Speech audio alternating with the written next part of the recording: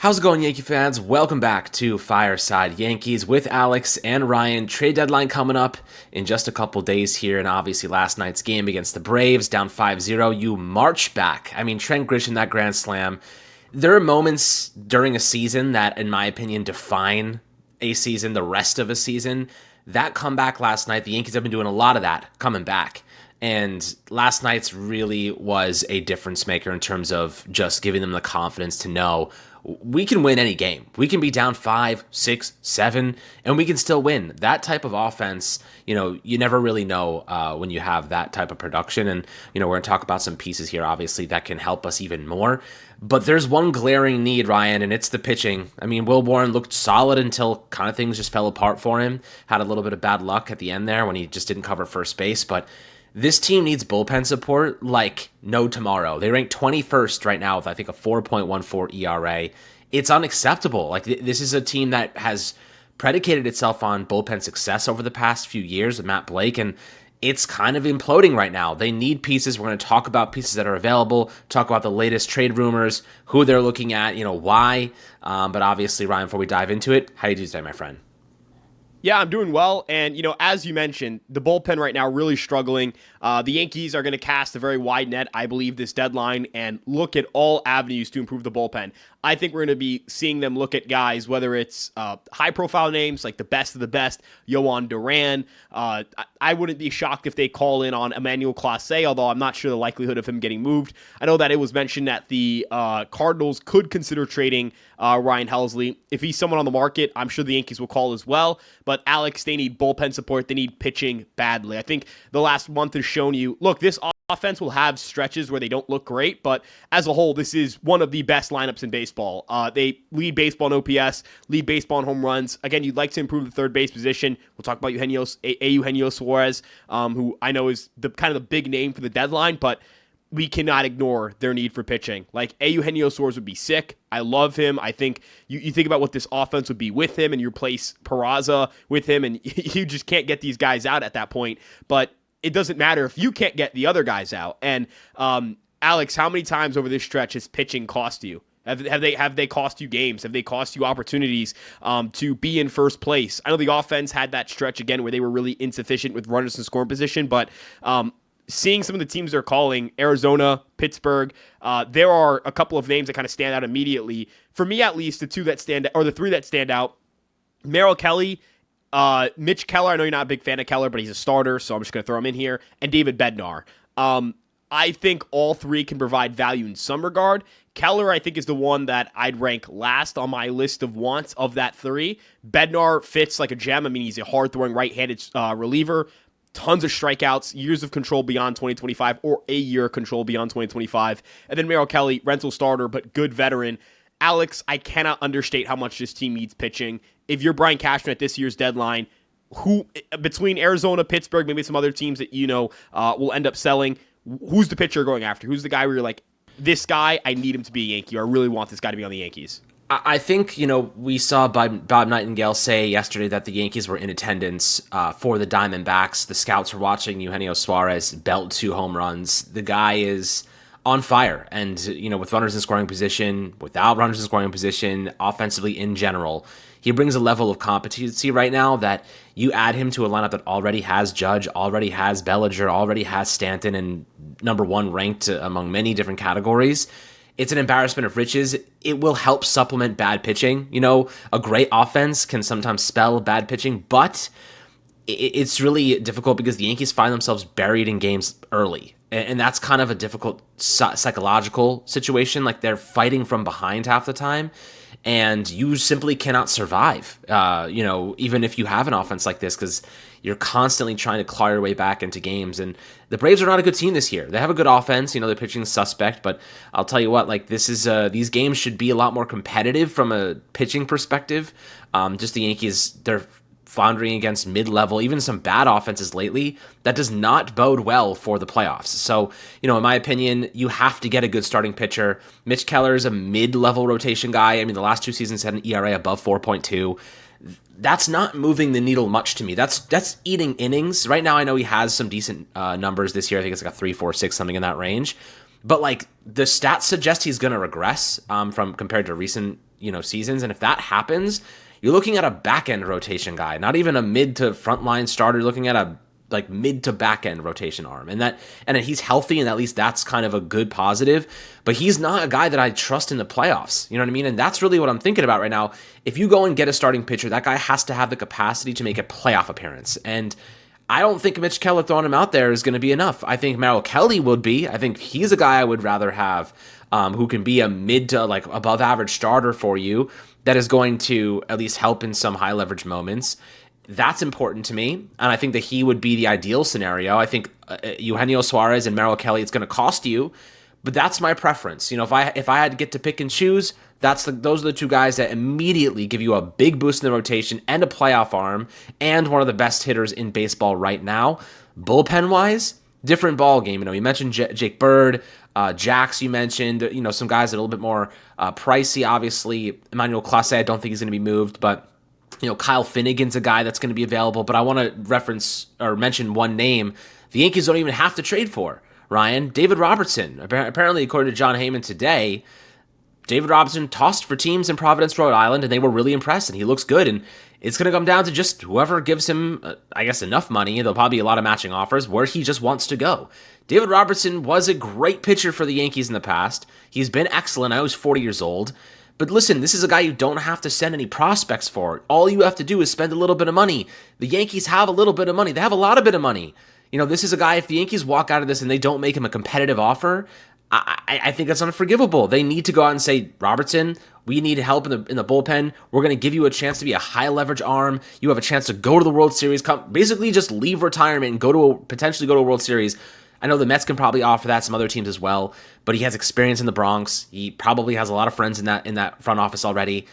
I think it's a favorable scenario for him, and if I was the Yankees, I'd be doing whatever it takes to get him in this building because you know what he has to offer instead of a guy with some underlying metrics that may or may not pan out, or you're going to have to sell a lot of really valuable pieces to get a quality high leverage arm. Yeah, when you talk about getting David Robertson in the building, he's a flyer. He's had a very high success rate throughout his career. There are very few bad David Robertson seasons, and I think that is something that appeals to me. And also, Alex, if you look at the geography of teams he's played for, so I think that's important when we talk about a guy who's older. Where he's going to pick where he goes. He was kind of comfortable not signing. He was comfortable not signing, right? He was comfortable not signing. He's his own agent, et cetera, et cetera. He has only his interest and his family's interest in his mind. Furthest out west, he's gone to Chicago with the White Sox. So I'm just saying, he spent time with the Marlins, the Rays, so Florida's an option, Philly, Mets, Yankees.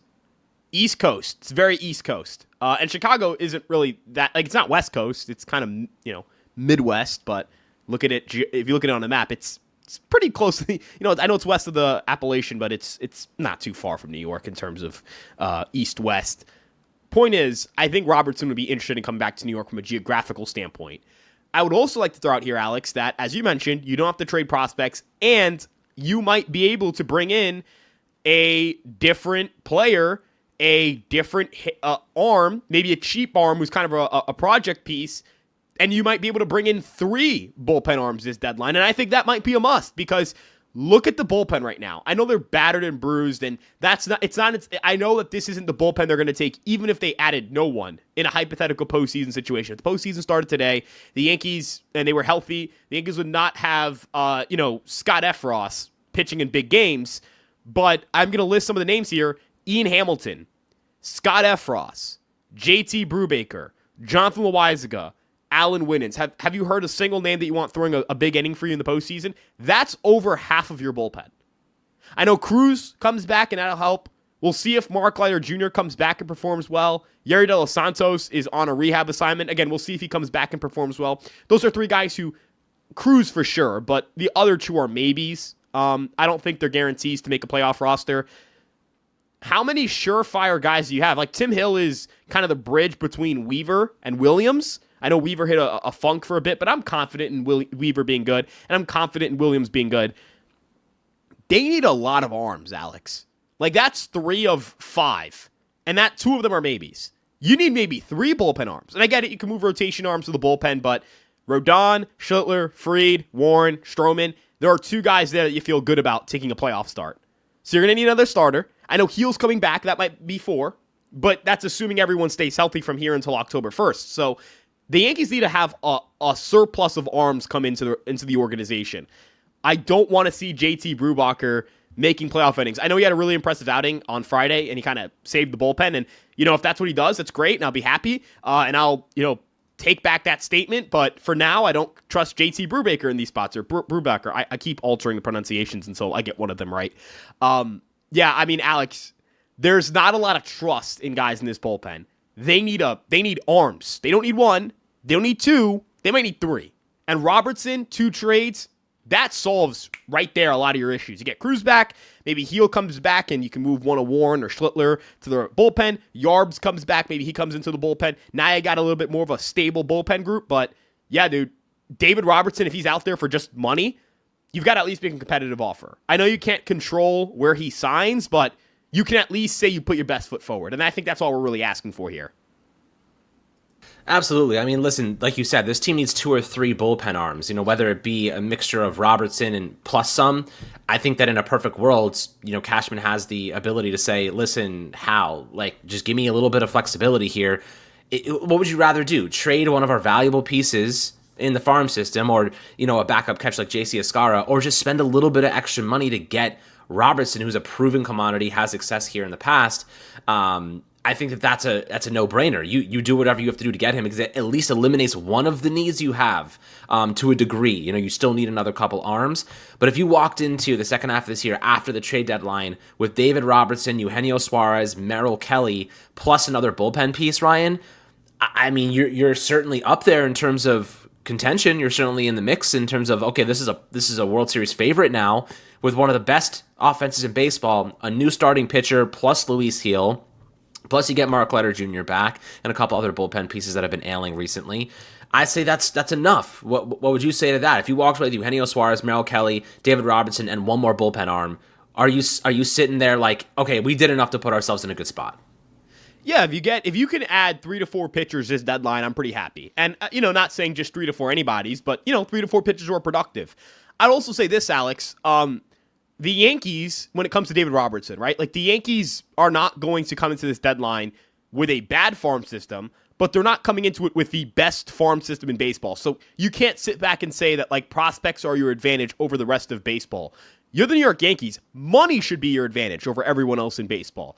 Monetary assets, financial assets should be you should be able to outbid virtually everyone. I know the Mets have more money than you, but I'd kind of be stunned if David Robertson picked up and went out to the West Coast of the Dodgers, although I guess anyone signing with the Dodgers wouldn't be a shocker. You should be able to outbid basically everyone. There is no... I'm not saying you throw an irresponsible amount of money here, and I'm saying this also, Spencer Jones just hit a home run, as I say this. Just hit a ball dead center. Alex, absolute tank. Absolute bomb. That right there is going to be one of the guys you might have to consider moving. I mean, 9 home runs in 16 games, you either consider moving or consider keeping. But my point is with money, you should be able to outbid people. I mean, I'm sorry. Alex, that ball was an absolute tank. That ball's a tank. I mean, dead center. I can't wait to get the exit velo on this. I mean, dead center, just goodbye. See ya. That's 9? I don't see a world where the Yankees don't walk away with 3 to 4 pitchers if they want to win a World Series. And Robertson's there for, as you mentioned, just dinero. The one guy I also want to throw out here that I think would be interesting, and I think that we talk about rotation, bullpen, whatever, a guy who I'm fascinated a little bit by, and he's a little bit of an overlooked name. I like Sean Newcomb of the A's, because if you need rotation depth, he can start for you. If you need bullpen depth, he can come out of the bullpen for you. He has a 3.5 ERA this season as both a starter and reliever. He doesn't have a high strikeout rate. It's 22.2%. It's not crazy. He's not going to overpower you. I'd compare more to Ryan Yarbrough than a dominant guy. He's a rental. He's solid. What's he going to cost? He's one of those, realistically, what are you giving up for this guy? It's probably nothing. And as a reliever this year, Newcomb has some really strong numbers. As a reliever, he has a 3 ERA. Compared to as a starter, it's 4.43. I'll take a 3 ERA reliever, right now, ASAP. The Yankees need arms. Dude, yesterday was a nightmare. The Yankees almost lost the game where they scored 12 runs. Yankees almost lost the game where they scored. They had 4 home runs. Volpe had his first ever MLB multi-homer game, and they almost lost the game.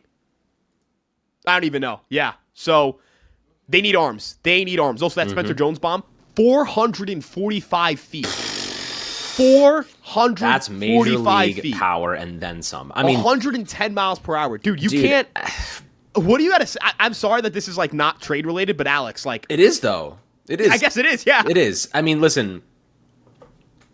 If you're the Yankees right now, you have a bit of a dilemma on your hands, don't you? Because on one side of the line here, Spencer Jones just put himself into contention as one of the most valuable trade prospects right now, who could immediately he could get traded and immediately get promoted to a major league roster, like for a bad team. If the Yankees wanted to go get a good starting pitcher or bullpen or like he would immediately start for some of these teams the Yankees are probably trading with, right? So in that respect, he is extremely valuable. However, Ryan, it would be remiss not to say this. At this point, do you think he's just a Yankee? You know what I mean? Do you think like he could just be another great Yankee player? Like, why move another? We just watched what happened to Caleb Durbin, and we were so high on Caleb Durbin, Ryan. So high. We were like, this guy is going to be a good major leaguer. This guy has elite plate discipline. This guy's a good defender. And guys, go check his numbers right now at the Brewers because he is becoming a very good major league player. We have been talking about Spencer Jones, Ryan, for 3 years now. 3 years. If you guys are a fan of the Fireside Yankees podcast, you knew about Spencer Jones way before everybody else. We interviewed him, we talked about him, and now we're seeing the results of how good he can be. I want him to stay a Yankee. I don't want to trade this guy, mainly because, well, he's a friend of the podcast, and we like him. But most of all, this guy could be a star. This guy has the star capacity. He could be a good defensive outfielder with elite level power. I mean, he's showing it in the minors. And if the strikeout rate, dude, if he has a strikeout rate of 27% and he's hitting homers and showcasing elite power like this, he should be a Yankee. You know what I mean? He should be a Yankee. The question is, where do you put him next year? That's a discussion for another day. He could probably replace the Trent Grisham role, who's playing a lot, by the way. So like maybe you just ride the hot hand and like just get them all in the mix there. But what are your thoughts about Spencer Jones right now? Do you view him as more of a long-term asset to this team or someone that the Yankees should try to sell high on right now? It's tough. It really is. Like this is a tough conversation because you're trying to essentially figure out if a guy who has really bad strikeout rates, like the strikeout rates are not the strikeout rates, the contact rates, they're really concerning. And they're bad. And it's very hard there are not a lot of people who can swing and miss the way he does and hit well in the big leagues. But Alex, there are not a lot of guys who have the raw power that Spencer Jones has and the game power that Spencer Jones has. Like he has 25 home runs in 65 games. If you want to take that and you want to extrapolate it over 150, it's kind of simple math here. 57 home run pace. 57 home run pace for 150 games. He's a good defensive center fielder. He's a good base runner. I don't know. Like, I don't know where I stand on this. I would trade him if the right opportunity came up. I think that is, like, I think if the Diamondbacks were like, hey, Eugenio Suarez and Merrill Kelly for Spencer Jones and, like, an arm. Maybe a Griffin Herring, someone who's not, like, a top 5 arm in your organization, or top 5 prospect, but is a good arm. Would I do that trade? Hell yeah, I would. And I would do it because this team is in a contention window, and, we've talked about this before. Is it a greater loss to have traded a good prospect, or is it a greater loss to have felt like you didn't do everything you could to try and win with Aaron Judge? And I will always side more with, and it's a tough conversation because, like Caleb Durbin, could the Yankees have gotten Devin Williams without trading Caleb Durbin? I'm sure they might have been able to, but would you want to have risked that at the time? I would say at the time, Alex, when it came out that they traded Nestor, who his elbow issues scared me, and Durbin for Williams, like, okay, yeah, sure, that makes sense. I'm cool with this. I'm very happy with this. And you also have to say, if you trade only lemons, if you only trade the guys who suck, and every team only gets shitty Yankee prospects, pardon my French, who's going to want to trade with you? If you're an MLB team and you're looking at this year's deadline, you go, well, Twitter says the Yankees have a bad farm system. They're not looking at that. You know what they're looking at and saying? Red Sox got Carlos Narvaez. Marlins got Agustin Ramirez. A's, Mitch Spence is pretty solid. JP Sears is a solid back-end starter. Talk about the Brewers. Caleb Durbin's pretty freaking good, man. It's pretty freaking good. Looks like a guy who can play third base for you for the next 6 years. maybe the next decade if they extend him. You look at, kind of trying to think of other deals off the top of my head in recent memory. The Soto deal, right? You trade away Michael King. He's an ace. I know that Brito and Vasquez are hurt, but King is an absolute stud. If you trade players, and yes, sometimes they're going to turn out to be good, and that happens. It's going to be pretty hard to sit here and say, what a fail. Yeah. What a fail, right? Yeah, it's hard to say that. 100%. I think right now, if you're the Yankees, like, you have to maximize this window. I would hate to trade Spencer Jones. I think a lot of teams want pitching, which is, by the way, why the Yankees drafted like 7 pitchers a couple years ago. This is a scenario where, they have young pitching. They have Will Warren, Cam Schlittler, Brandon Beck, like in the system, Hess. They have tons of different options to leverage. Chase Hampton would have absolutely been moved if he was healthy, in my opinion. So that's another one that they'll hold on to for the long term, obviously. But listen, this team, you got to just see what the value is. I hate to trade Spencer Jones for expiring contracts. Like, that would suck. That would really suck.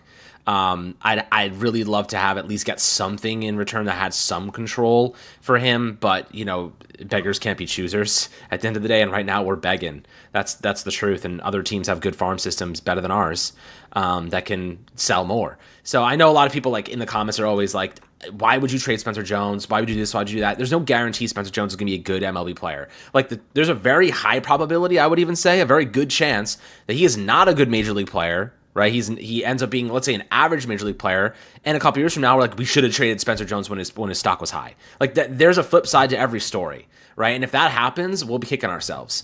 But if he becomes a star, I'll say, you know what? Like, we made a good choice in keeping him. It's obviously like undetermined yet, but one thing I do know is that Eugenio Suarez is having an insane season, and Merrill Kelly's a very solid starting pitcher. Well, those things are both true. Those things are factual.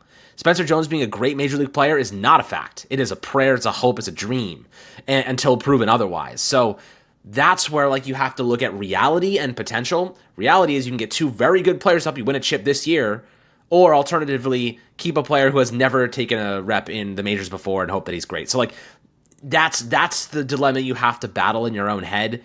It's a really tough one. I don't want to trade Spencer Jones. We just only end up talking about him because he had a home run as we were talking. But with that being said, like, in my opinion, Ryan, there are ways to get these deals done without trading Spencer Jones. And I think that is important to note as well. They don't have to trade Spencer Jones. They have other pieces, right? They could float JC Escara. They could float Cam Schlittler if they wanted to just hit triple digits with his fastball. Like, they have other valuable arms, and they have other valuable pieces. So I don't think they necessarily have to trade Spencer Jones and sell high. They can find other ways to get this done. So, just want to throw that out there because we're not saying like have to trade Jones, have to sell high. There are other ways to manage these negotiations and don't have to throw him into the mix. Yeah, I think it's important to note. I don't think there's a have to with any prospect. You have to trade this guy. You have to keep that guy. I don't think that's how prospects work. I think any trade conversation requires nuance. But it's a matter of, okay, is there a situation where you would? Yes. Is there a situation, would you like to keep Jones if possible? And you could still get better? Yeah. Like, if the Yankees could improve their roster and keep Spencer Jones, yeah, that'd be cool. That'd be great. Because, yeah, at some point, I just kind of want to know what he is. He's such a unique player. Now, I think the guy who will end up being highly talked about in the Yankee organization in the trade deadline, who isn't Spencer Jones, is Elmer Rodriguez Cruz, because he's Rule 5 eligible, just got to Double-A, very deep pitch mix, throws pretty hard. Like, those things are going to be valued by MLB organizations. And I will also say this, the Yankees having a surplus of guys they can go to and trade every single year, Alex. Every single year the Yankees have guys to trade. So if someone's telling you, like, I think one of the first things one of the things I hope people take away from this podcast is that, yes, the Yankees need to get better. And yes, the Yankees need to make trades. And yes, the Yankees need to do things to get better this offseason, this summer. But the Yankees also have a great farm system every year they can deal out of. Every year. Every year. Every freaking year. So, yeah, I don't know. I think personally the Yankees are going to be in a very good spot this deadline.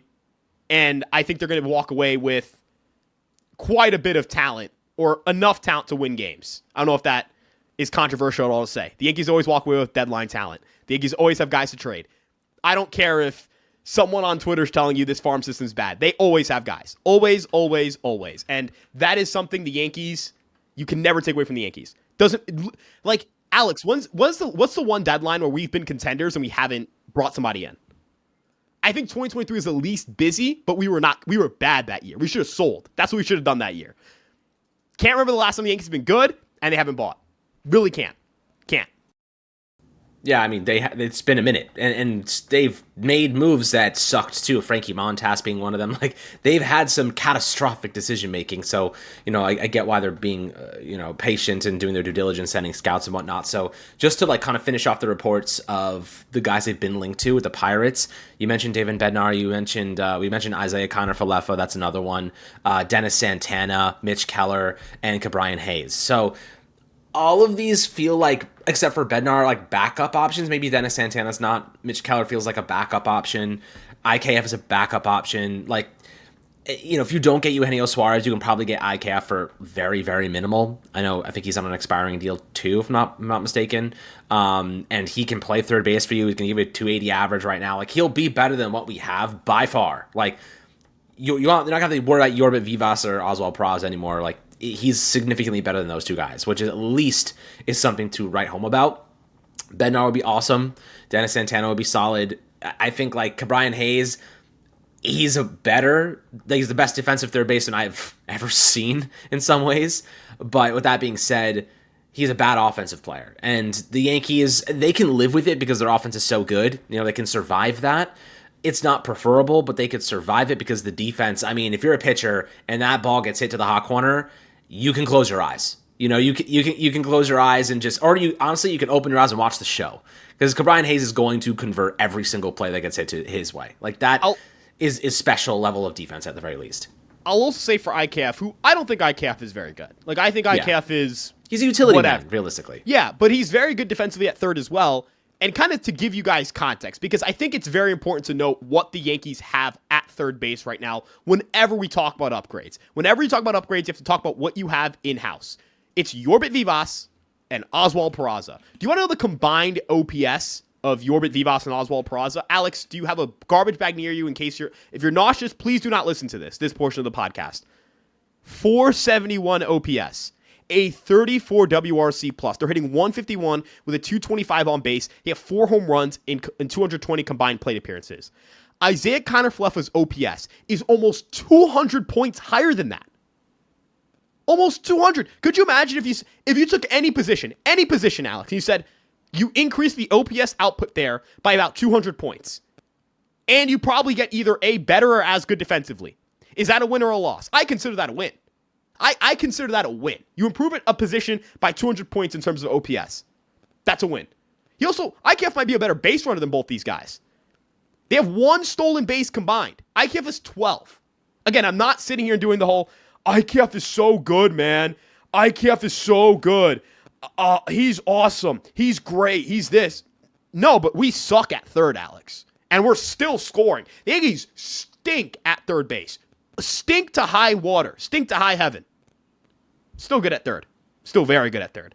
They're still good as an offense. So, just want to point that out. Like, I get it. I love Eugenio Suarez. Like, I'm not backpedaling on Suarez. I want Suarez so badly because I just want to, like, the Yankees are already up 2-0 in the first, and I'm not saying they're win this game because Stroman's pitching and, 2 runs isn't enough. But this offense bangs, dude. This offense bangs. Lead baseball in OPS. Everyone can hit. But you got a 471 OPS at third. You can do so much better without even getting a good player. That's all I want to say. That's exactly right. Like, they don't even need Suarez to get better. They just need anybody else. And you guys saw Yorbit Vivas the other day when he gets gunned out by Ronald Acuna on a throw, one of the most amazing throws I've ever seen. But he just completely ignored his coaching. Like, completely ignored Luis Rojas at third base, and who's telling him to slide, like, get down, like, there is a ball coming in your way. And he just ignores him. You know what I mean? Like, that lack of discipline is the Yankee way right now. You know what I mean? And that's the kind of sad part, Ryan, is like we've gotten really comfortable with the Yankees making mental mistakes. Really comfortable. And it's unacceptable for guys making that much money. It's unacceptable for guys competing for roster spots to ignore coaching. And it's, that is kind of the epitome of what Cashman has to do at the deadline, is upgrade the mental capacity of this team, upgrade the disciplinary nature of this team. you can't have, look, this is no disrespect to either Vivas or Peraza as people or athletes. I'm sure these guys work their tail off. They're in the pros. They are more accomplished than I am in baseball, and they will likely be more accomplished in the world of baseball than I'll ever be, because what they can do, I can't do, and what they could Oswald Peraza write? Probably. Could Oswald Peraza talk about baseball? Probably. Can I hit a 90-mile-per-hour fastball? No. Could I touch 90? No. Can I see 90? No. So this is with all due respect. But they can't take playoff at-bats, right? Like, that's my bar. That's my line. Can I live with an 86 WRC plus on IKF or a 660 OPS and really good defense, and, he's probably going to finish with 20 steals this year? Can I live with that? Yeah, I could. I could see that every day. Could see that hitting ninth every day and be like, all right, whatever. Who cares? Like, play good defense. Don't stink to high heaven. Cool. This team hits. I'm not going to care. And go get a bunch of pitching? Yeah, I could live with that. If you got Suarez and you basically doubled your OPS production at a position, would that be sick? Hell yeah. That'd be so cool. But again, everyone's gunning for Suarez. Who shouldn't add Eugenio Suarez? Which contender? Like, I'm going to name you teams in a playoff spot right now. Who shouldn't get Suarez? Blue Jays, I guess no, because they can't really add a DH, and they have someone at third in Clement who's pretty good. Red Sox could use Suarez. Put him at DH. Ask him to play first. I don't care. Could the Rays use Suarez? I know Caminero plays third, but they could use him to hit. Could the Phillies use him? Yeah. Alec Bowman's not better than Suarez. Could the Mets use him? I don't think Brett Beatty stinks, but, like, is he better than Suarez? No. Alex, this is no shade to Mr. Brett Beatty. He's not good. It's not that good. Could the Braves use him? Riley's hurt. Yeah, they could use him. Could the Cubs use him? Absolutely. Could the Brewers use him? Absolutely. Although the Durbinator's pretty good. Could the Reds use him? Absolutely. Tigers? Yeah. Guardians? Yeah. Astros? Probably not. Mariners? Yeah. Dodgers? Probably not. Padres? Yeah. Right? Like, that's a lot of teams that are either A, gunning for a playoff spot, or B, were in the playoffs last year. I know the Guardians aren't very good, but, I guess the AL sucks. They're 3 games under. If they wanted to, I guess they could. Point is, everyone could use a Eugenio Suarez. So you have to also factor in, like, Alex, if they go up to you and say, hey, it's Cam Schuttler or Suarez, I'm calling the Pirates and saying, hey, so what do you want for IKF again? I'm just saying, you may not be able to be in a position where you outbid everyone else for Suarez. So you do have to pivot. And I think pitching is still the priority to me right now. Yeah, so let's round it out saying this. If the Yankees walked away with a starting pitcher, 2 bullpen arms, plus David Robertson and IKF, this team is significantly better, right? IKF is head and shoulders better than Peraza and Yorbit Vivas combined. So, like, I do think that right now Eugenio Suarez is a luxury item. It would be like, all right, let's just make our offense so good that it doesn't even make sense. You know what I mean? But adding IKF as your number 9 hitter is a pretty good consolation prize if that's the drop off, because like you mentioned, it doesn't take the Yankees much better to get better at third base. So I'll say this. Pitching is of the utmost importance right now. Not just rotation arms, but you get Luis Seal back, but they need some high leverage quality relief pitchers. And that has to be priority number 1. After that, you see what you have left over. And, if you didn't give up a ton, if you get David Robertson plus a nice high leverage arm, you can feel pretty good about where you are. You can feel decent enough. Then you figure out how much that arm cost you and what you have left over. Because do you want to add a rotation arm? Suarez, like, we know that the Yankees, according to Nightingale, they love Suarez. Plus they want to Merrill Kelly, I don't want Zach Gallen, but Merrill Kelly Suarez combination package deal would be awesome. It's just going to cost you. So, a lot of fans talk as if, like, I want this guy, I want that guy, I want this guy. And it's like, okay, well, like, I don't want to give up this guy for him. I don't want to give up that guy for him. Like, sometimes, we are the ones trying to fill spots. We are begging. We are not the choosers here. We are the buyers. And unfortunately, at the deadline, the sellers set the price tag for a lot of times for these guys. And, they're not going to accept, pennies on the dollar. Give a lot to get a lot. Yeah. Give a lot to get a lot. It's right. So, it's baseball's a what have you done for me lately game, and Eugenio Suarez is doing a lot. And so I do think that they're going to have to give up some value. The Yankees are going to have to bite the bullet there.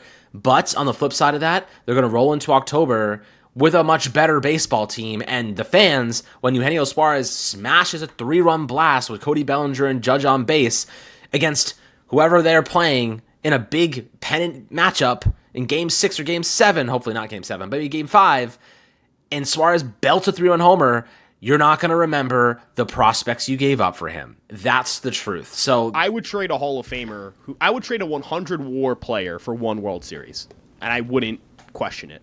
I would trade that's legacy. I would trade the next Barry Bonds for a guaranteed World Series.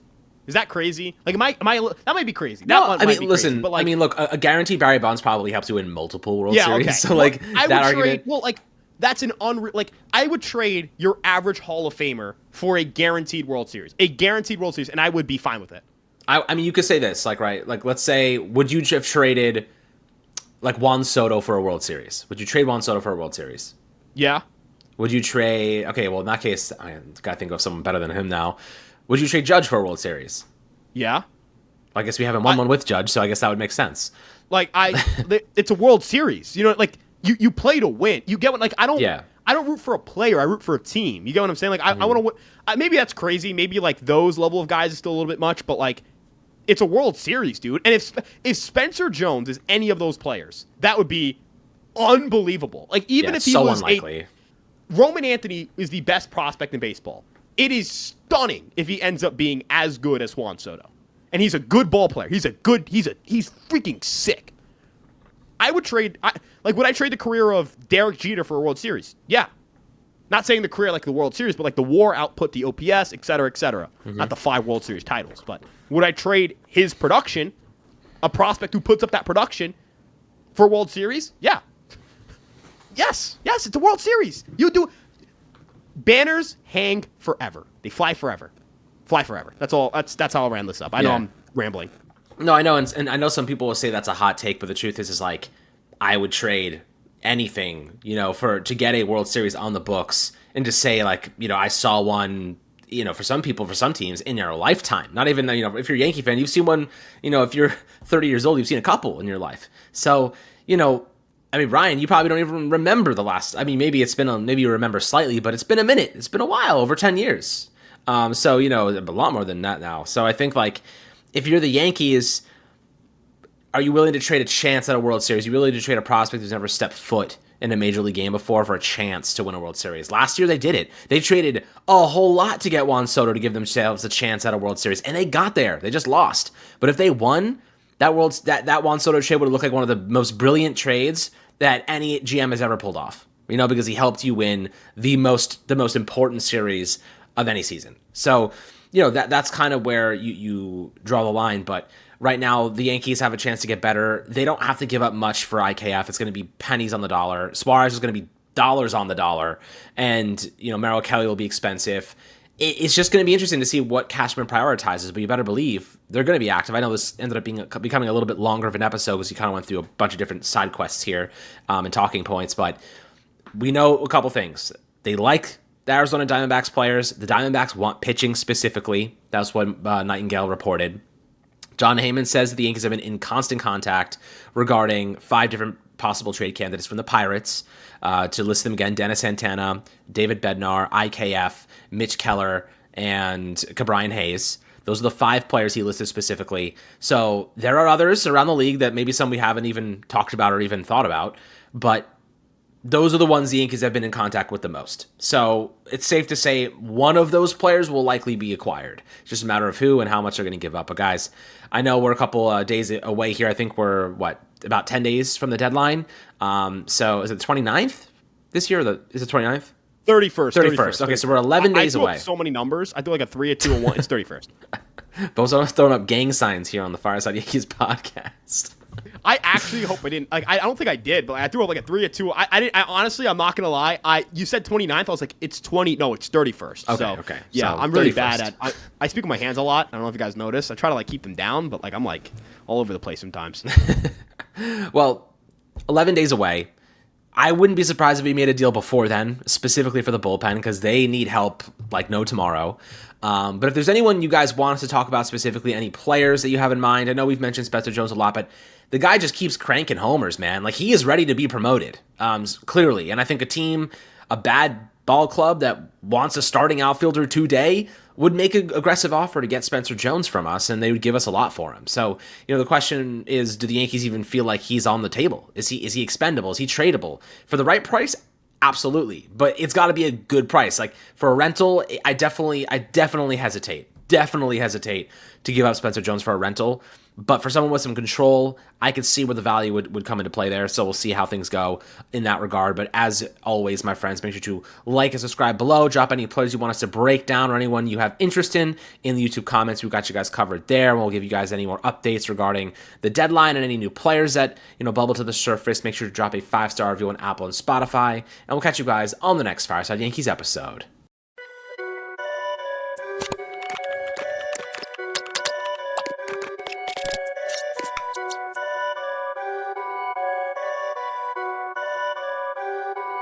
Perfect.